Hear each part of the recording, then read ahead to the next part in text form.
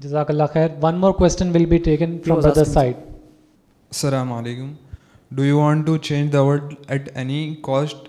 What if somebody does not want to change? Will you force him, and does Indian law acknowledge his ideology? Do I want to change the world at any cost?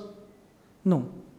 Because changing is not in my hand. Changing is in the hand of Allah subhanahu wa ta'ala. Allah subhanahu wa ta'ala gave us the work only to convey. Conveying the message of Allah subhanahu wa ta'ala is my job. Changing is the job of Allah subhanahu wa ta'ala, and I cannot change it. At any cost, I want to convey. Dawah is conveying at any cost. Whatever comes in my life, I have to do the work of dawah. At any cost, I will convey, but not at any cost I will change. What if somebody does not want to change? The ayat of the Quran, Allah says in Surah Baqarah, Surah number 2, ayat number 256, La ikraha fid din. There is no compulsion in religion. For example, if you teach and preach somebody about your concept, your moral values and all those things, and if somebody does not change, does not accept your values, your views, what you have to do? Leave him. Lakum dinukum walyadim. To you your religion, and to me is my religion. That is what I can do. That is what I said. Conveying at any cost, I will do that. Changing at any cost, Allah will do that. And what does Indian law has to do? Indian law, you need to know about the Indian law, what we are doing. Whatever activity you do in India should be according to constitution. Everybody has to be aware about this. Whatever activity you do in India, everybody has to be, it should be according to Indian law. For example, article number 19. For example, I'm speaking in front of you. We have got speakers, lights and everything. Does Indian law permit this? I say yes. Article number 19, it says you have got the freedom of speech. You can come to the mic, you can have a public meeting, you can have a conference and you can speak. But it does not mean you can speak everything and anything.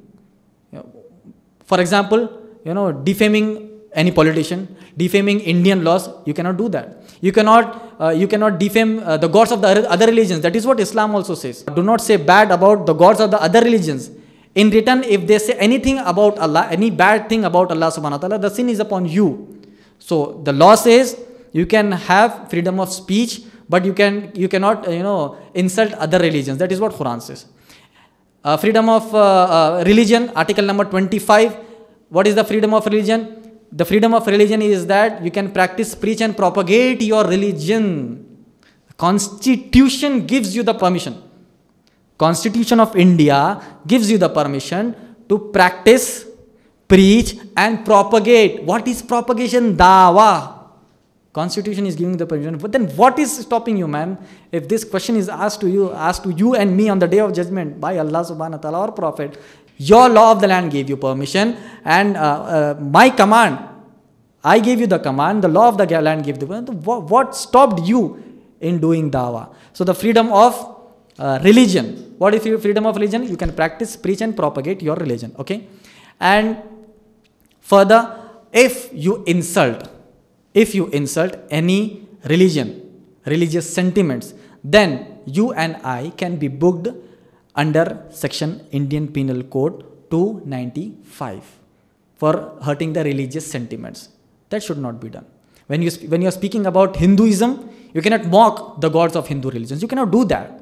You can just correct them, recorrect them with reasons, logics and understandings. But you cannot mock the gods of the other religions. Islam does not permit it, and the law of the land does not permit it. This is how you have to know. Indian law, Indian ideology says you can practice, preach and propagate your religion, but do not create violence in the name of a religion. That is what Islam has to say. Jazakallah. And these sections you can see at our front office. We have got a poster with these sections of article number 19, article number 25 and IPC section 295 with all the details, inshallah. Jazakallah khair for the day. Wa akhiru dawana anil hamdulillahi rabbil alameen.